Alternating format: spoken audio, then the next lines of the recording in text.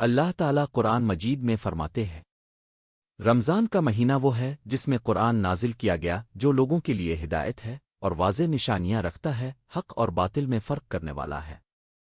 سورۃ البقرہ 185۔ ذرا سوچئے، اللہ تعالیٰ نے 12 مہینوں میں سے ایک مہینہ چنا اور اسی مہینے میں اپنی سب سے عظیم کتاب نازل فرمائی۔ یہ کوئی عام انتخاب نہیں تھا، یہ رحمت کا انتخاب تھا، یہ ہدایت کا انتخاب تھا۔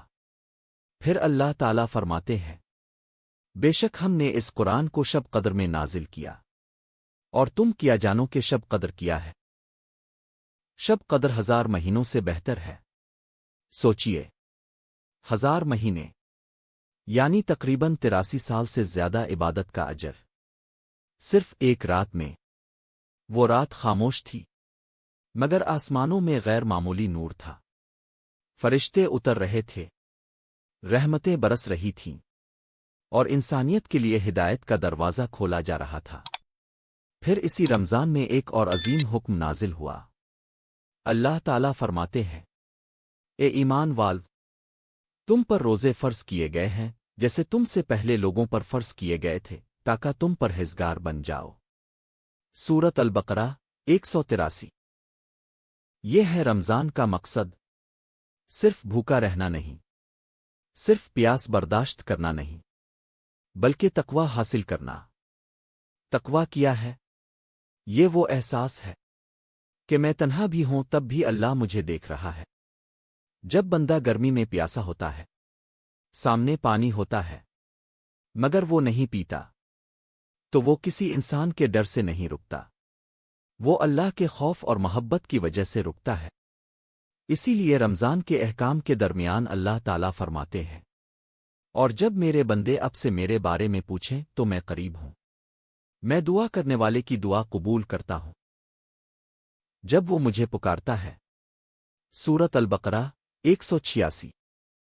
اللہ فرماتا ہے، میں قریب ہوں۔ کتنا قریب؟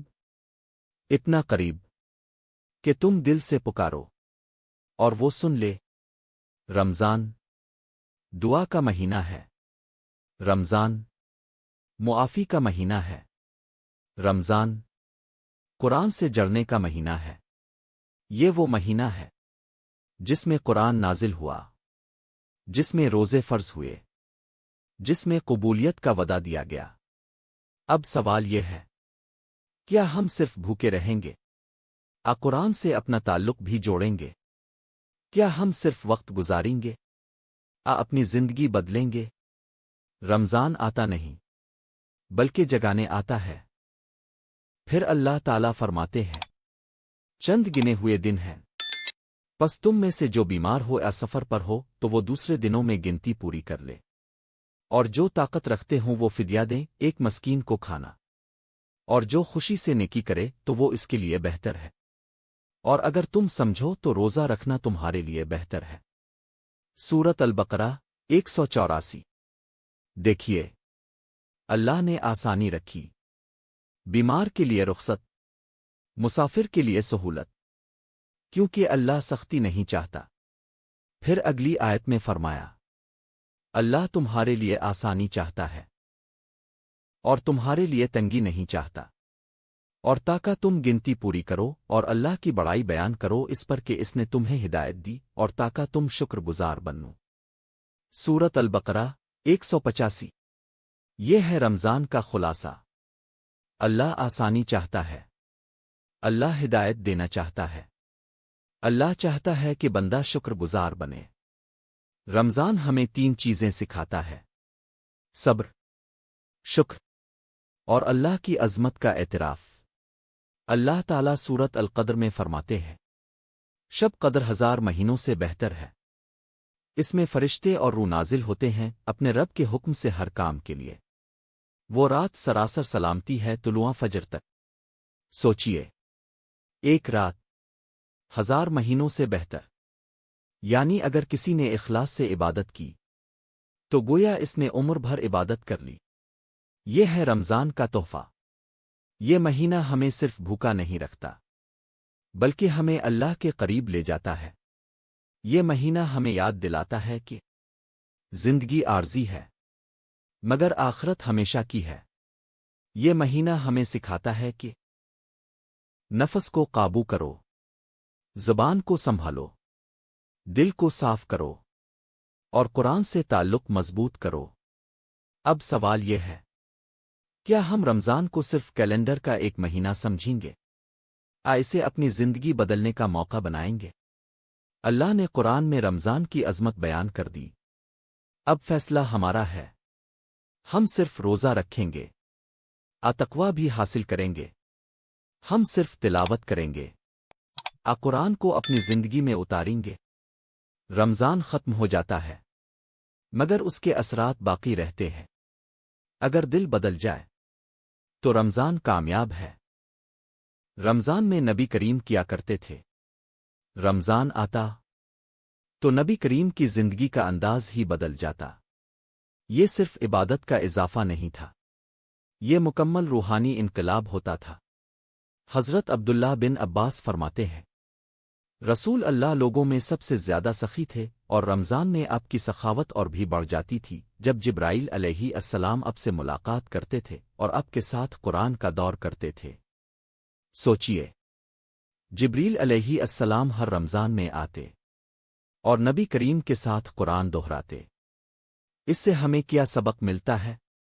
رمضان قرآن کا مہینہ ہے، نبی تلاوت زیادہ کرتے، قیام زیادہ کرتے اور اللہ کے حضور زیادہ جھکتے تھے۔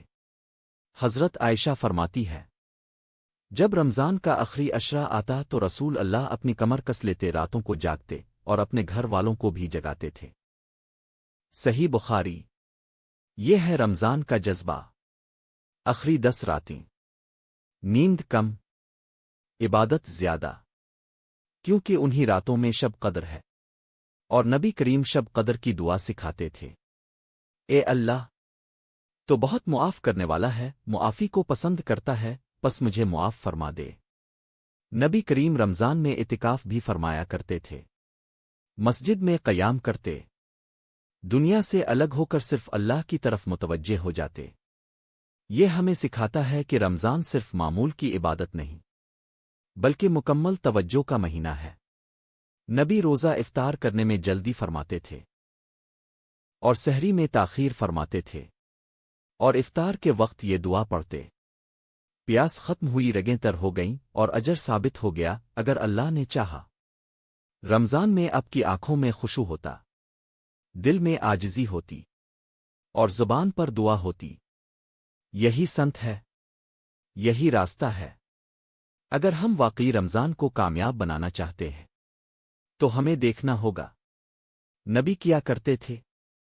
قرآن، قیام، دعا، سخاوت اور آخری عشرے میں مکمل عبادت۔ یہی رمضان کا اصل نقشہ ہے۔